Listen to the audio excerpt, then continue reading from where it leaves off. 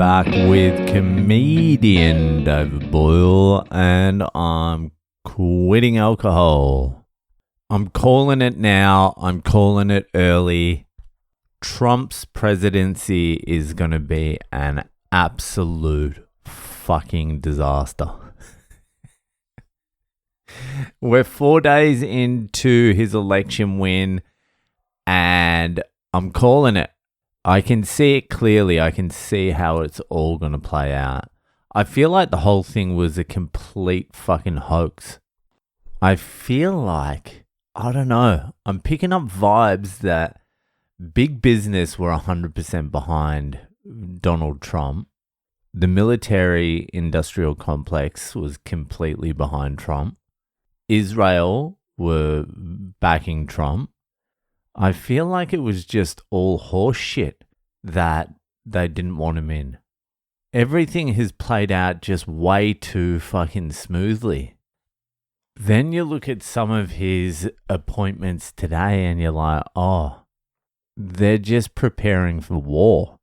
Like it's the opposite to the narrative.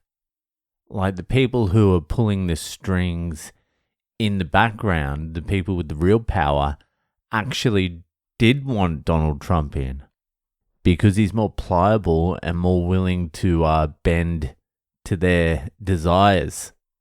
I know that sounds like the opposite, but I honestly feel like it was all horseshit. And it's going to take a year for you to realize that. But they put Kamala Harris up against Trump. Of course she was never going to fucking win. She's retarded. They made it seem like they were going to steal the election, then absolutely nothing happened. Who the fuck was sending that information out? It was the Trump camp convincing people to get out there and vote. Like for business and the military interests, Trump's your guy. Like a strongman, charismatic populist who doesn't take shit. Like, if someone's going to start an epic fucking war, it's going to be Trump. And he just appointed some absolute fucking hawks.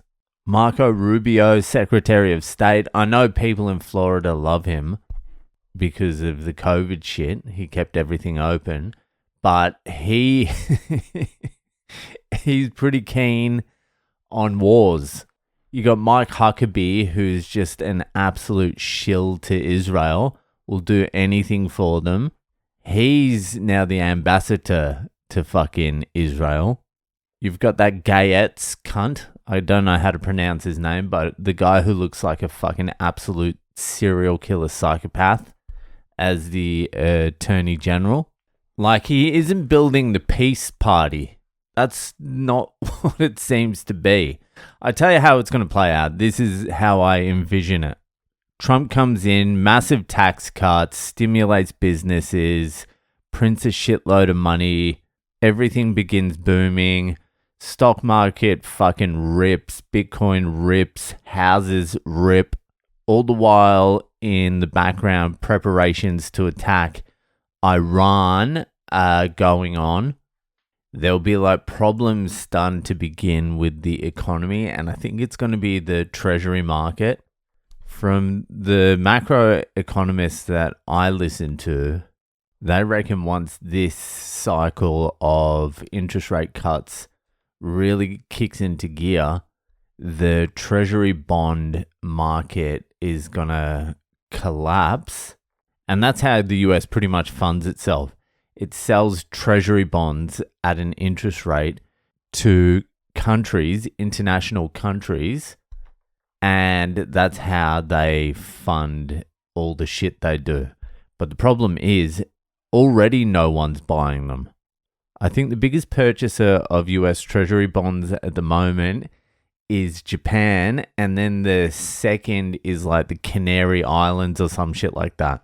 Because China, Russia, fucking Saudi Arabia, all these countries have stopped buying Treasury bonds and started buying gold to hold as the treasury asset.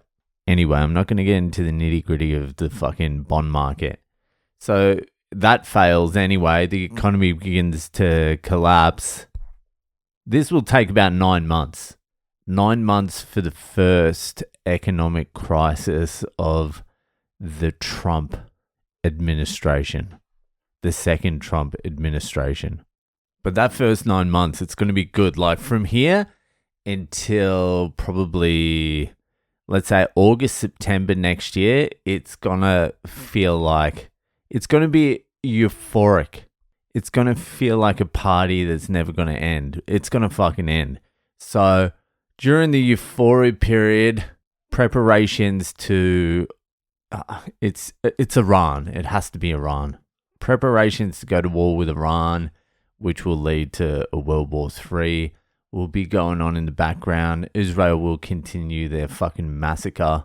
US will begin positioning troops in the Middle East, and it will only take a crisis for it to all kick off. Probably Israel does something fucking outrageous, something that you have to retaliate to. So that will slowly simmer away, and as soon as an economic crisis happens, the fucking switch will be flicked. There'll be a war in the Middle East. Fucking the US will be involved. Then domestically inside the US, what's going to happen, I reckon, is as soon as the Goldilocks period is over and there is a crisis, Trump begins his like fucking deportation of illegal immigrants or something like that. He starts going hard on xenophobic rhetoric. We got to get these criminals out. This is what's collapsing the country. And people will buy it as well. So, like, it's already in the works for that to happen. Like, that's something he ran on. Like, we're going to deport the immigrants.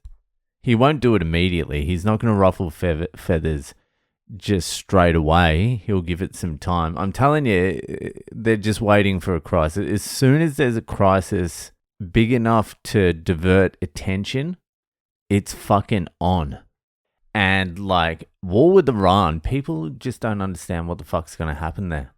From everything I've heard and listened to, Iran's not going to be a pushover. Iran, like the goal, like the US wanted Iran, like the US / and Israel wanted Iran back when the Iraq war was on. It was going to be Iraq, which turned into a disaster. And then they were going to go after Iran. So Iran knows the US is coming. And they've known for 20 years. So they're prepared. And from what I've heard, from what some generals I've listened to have said, there's only so much you can do with aerial bombing. Like, it only does a particular sort of fucking damage. It just causes devastation, but you're not going to win a war just by bombing the shit out of fucking places. You need a ground army to go in. And Israel by itself has 0% chance.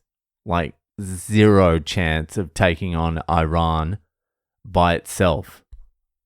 I mean, the Israeli army are really struggling down in southern Lebanon. I think the IDF have made like about 800 meters. Apparently, they're not like they're bombing the shit out of it, but fucking the old army aren't making too much inroads. So that's going to be going on. Of course, like, there's always nuclear. I mean, Israel could nuke the shit out of Iran, but once that happens, it's over. Once the nukes come out, it's game over for everything. You can win by nuke. That's not really winning, though, is it? So there's that. And the US are going to be very distracted internally as well. I'm not too sure how it plays out after that, but that would take us into 2026, and I would say the whole thing will last about 4 or 5 years, and shit's going to get hectic. So I would enjoy the next year. That's all I would say. there's obviously going to be pockets and places in the world that are unaffected, but there's going to be some fucking hellish areas as well. So, I don't know. Choose wisely. It's all extremely depressing. Anyway, fucking, it's either Bitcoin or the end of the world or fucking how I'm doing nothing at work. I might try and get funnier. Anyway, fucking, that'll do it for tonight. If you got any fucked up Friday stories, send them in. Get them the fuck in. And I'll see you the fuck later.